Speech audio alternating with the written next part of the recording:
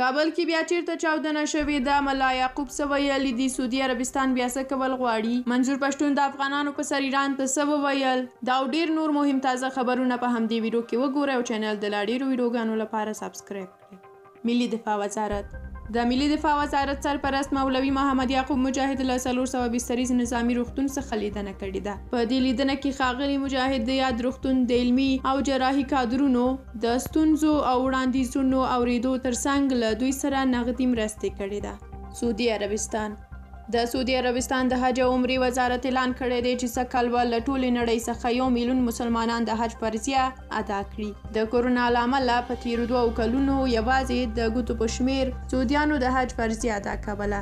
د سعودي دولتي اژانس د حج او عمرې وزارت د خبرپاڼې په حواله خبر ورکړی دی چې راتلونکي حج کې به له سعودي او نورو هیوادونو څخه 1 میلیون مسلمانان د حج فریضه ادا کوي. سرچینې زیاته کړې ده چې دوی ډیره هڅه کوي چې له ټولې نړۍ څخه زیات مسلمانان په فضا کې د حج مراسم ترسره کړي.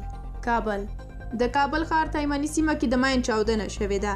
د کابل د امنیتي قومندانۍ ویان خالد زدران ویلي دي چې پیښه د سلیم کاروان سیمه کې د سړک په ګلدان کې د ایښودل شوي ماین د چاودنې له امله رامنځته شوې ده. هغه ویلي د چاودنې له کبله یو نظامي ټپي شوی دی. خالد زدران د پیښې په تړاو د پلټونو د پیل خبر هم ورکړی دی. دا په داسې حال کې ده چې تېره پنجشنبه د کابل ښار په پل خشتي جومات کې هم د ماسپښین د لمانځه پر مهال د لاسي بم چاودنه شوې وه چې په هغې پیښه کې د 6 تنو د ټپي کېدو پخلی شوی دی.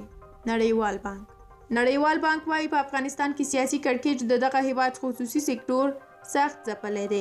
نړیوال بانک په دې اړه د خپل یوې سروې د پایلو په خپرولو سره ویلي دي چې له هرو 3 پانګوالو یو یې د تیر کال له اګست میاشتې وروسته خپل کاروبارونه ځنډولي دي.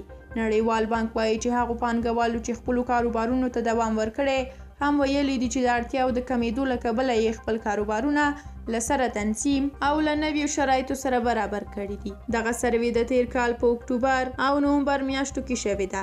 سروې کې 82% پوښتل شویو ویلي دي چې د تولیداتو او خدمتونو پیرونکي یې خورا کم شوي دي چې له کبله یې د دوی فعالیتونه او کارکوونکي هم کم شوي دي. د سروې د پایلو له مخې د افغانستان سیاسي کړکېچ کوچني شرکتونه تر نورو ډیر ځپلي او 38% یې خپل فعالیتونه ځنډولي دي. د میرمنو کاروبارونه هم د سیاسي کړکېچ له کبله ځپل شوي او نږدې نیمایي هغه یې تړل شوي دي.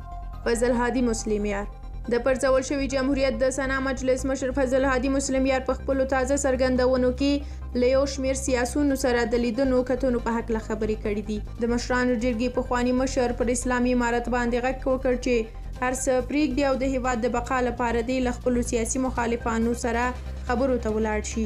هغه چې یو میاشت متحده عربي اماراتو ته تللی و په خپل بیان کې ویلي دي د دې مودې په ترڅ کې مې له ډېرو افغان سیاسونو او مشرانو سره ولیدل او خبرې مې ورسره وشوې خو د اشرف غني هیڅ خبر رانغی. مسلمیار په خپلو خبرو کې ویلي له ټولو سره مې ولیدل خو له محمد اشرف غني د افغانستان پخواني ولسمشر سره مې لیدنه ترسره نه شوه خو یوه ورځ به راورسیږي چې هغه هم ووینم او خبرې ورسره وکړم. مسلمیار وویل چې طالبان د تیرو تجربو ته په کتلو سره هغسې تېروتنې نه ترسره کوي او خپلو سیاسي مخالفینو سره د خبرو ته کینی. مسلمیار پر داسې مهال د تیر حکومت د غړو او طالبانو منځګړیتوب پیل کړی دی چې طالبانو هم یو کمیسیون جوړ کړی دی چې له بهر خپل سیاسي مخالفین راوغواړي او افغانستان کې میشت کړي.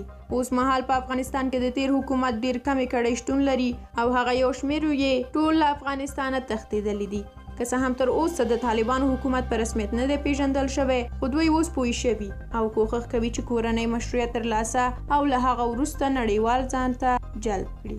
عمران خان هم له ځانه ګلمرجان جوړ کړ. د پاکستان مخکینی لومړي وزیر د پاکستان د سترې محکمې له هغې پریکړې وروسته خپل ملت ته په وینا کې ویلي دي چې د یو ګوند نه مني چې څوک یې له واک څخه لرې کړي. ښاغلي خان په مخالفو ګوندونو او سیاستوالو تور پورې کړی دی چې د بهرنیو کړیو لپاره کار کوي.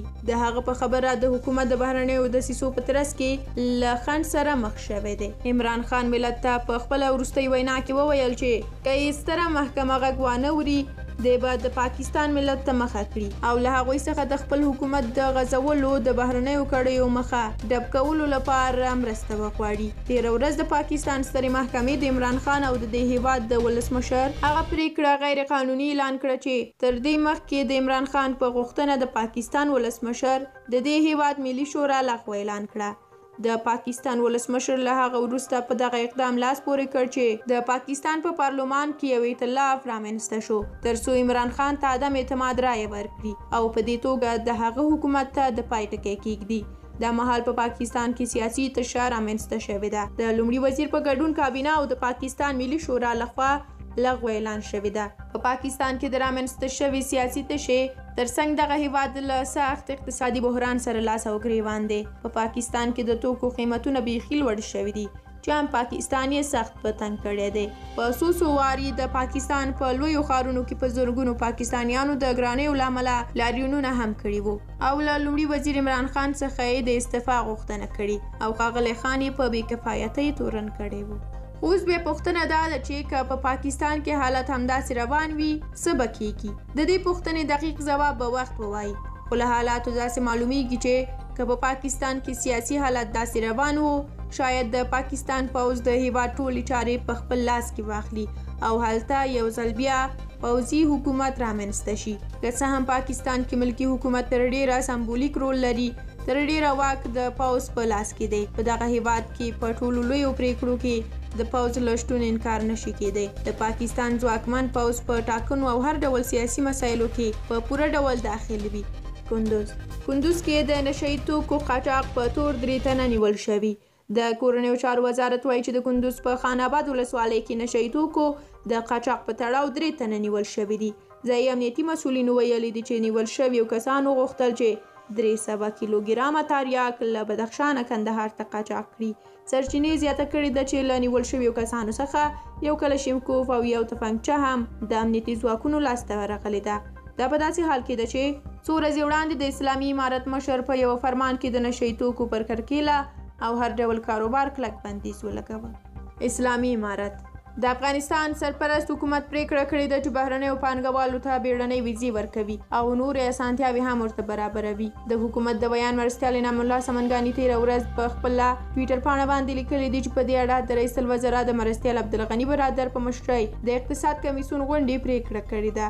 سرچینې لیکلي دي چې پانګوالو ته د لا زیاتې اسانتیا په هدف په هوایي ډګر کې د بهرنیو چارو، کورنیو چارو، سوداګرۍ وزارتونو او استخباراتو ریاست د یوه ګډ دفتر له جوړولو ژمنه هم ورکول شوې ده.